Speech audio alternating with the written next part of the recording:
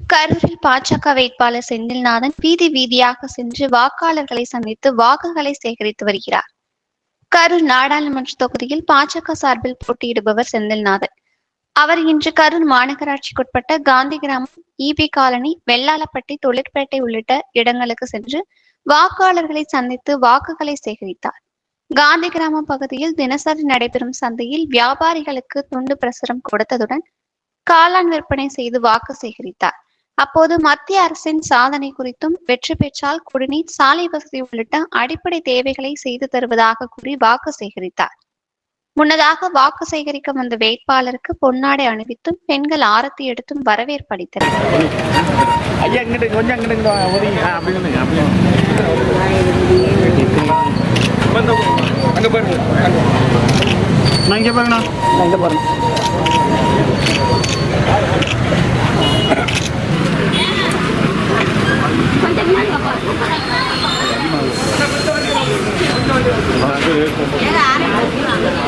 நமது வெற்றி வேட்பாளர் இருந்தும் கூட கரூர்ல இதுவரைக்கும் குடிநீர் பற்றாக்குறை தொடர்ந்து இருந்துட்டே தான் இருக்கு.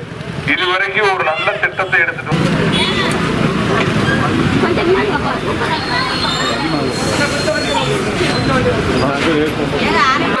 தாமரை தாமரை தாமரை தாமரை தாமரை சின்னத்திற்கு வாய்ப்பை தாருங்கள் என்று கேட்டு இதோ உங்களை நாடு, உங்கள் இல்லம் நாடு வந்து கொண்டிருக்கிறார்.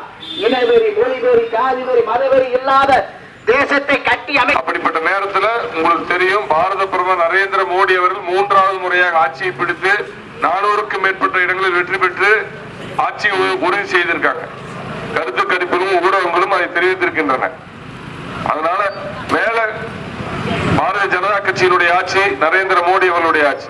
இங்க கரூர் பாராளுமன்றமும் பாரதிய ஜனதா கட்சி வெற்றி பெற்று வந்தால், தாமரை சின்னம் வெற்றி பெற்று வந்தால், இந்த ஊருக்கு 50 ஆண்டு காலமாக என்னென்ன தேவையோ அத்தனை திட்டங்களையும் திமுகவும் அதிமுகவும் மாத்தி மாத்தி எதையுமே செய்யல. உருப்படியான ஒரு திட்டம், நல்ல திட்டத்தை சொல்லுங்க. உருப்படியான ஒரு திட்டம். மருத்துவ கல்லூரி கூட நல்ல பைபாஸ்ல நல்ல மெயினான இடத்துல எடுத்துட்டு போயிருக்கலாம். டவுனுக்குள்ள போட்டு கொண்டாந்து எல்லாத்துக்கும் இடைஞ்சல் தான் பண்ணாங்க. மருத்துவக் கல்லூரி வந்தா அதை சுத்தி 100 ஏக்கர் வாங்கிக்கிறாங்க. பஸ் ஸ்டாண்ட் கொண்டு வரணும்னு சொன்னா அதை சுத்தி 200 ஏக்கர் வாங்கிக்கிறாங்க. இவங்களோட அரசியல் சுயநலம் சார்ந்த அரசியலாகத்தான் இருக்குது. திமுகவும் அதிமுகவும் பொதுநலன் சார்ந்த அரசியல் அவங்க இதுவரைக்கும் முன்னெடுக்கவே இல்லை. அவங்களுக்கு என்ன பெனிஃபிட்? ஒரு தாலுக்கா அலுவலகம் கொண்டாந்தா கூட அதை சுத்தி 10 ஏக்கர் 20 ஏக்கர் வாங்கிக்கிறாங்க. இப்படித்தான் இதுவரைக்கும் குறிப்பா கரூர் மாவட்டத்தை பொறுத்தவரைக்கும் அரசியல் இப்படித்தான் போயிட்டே இருக்கு. இப்படிப்பட்ட நிலையில பொதுநலன் சார்ந்த அரசியலை பாரதிய ஜனதா கட்சி முன்னெடுத்திருக்கிறது.